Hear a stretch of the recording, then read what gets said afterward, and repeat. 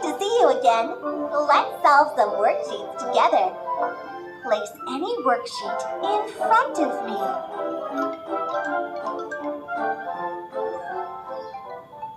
Mufasa's speech. As the king of the Pride Lands, Mufasa might use different words to address his kingdom. These words have different consonants. Let's learn to identify them. Take the word that begins with the highlighted consonant.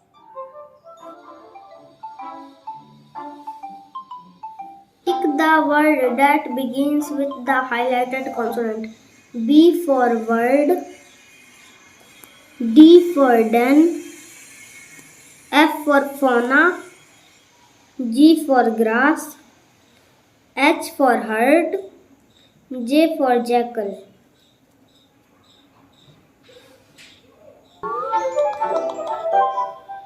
Okay, let's check.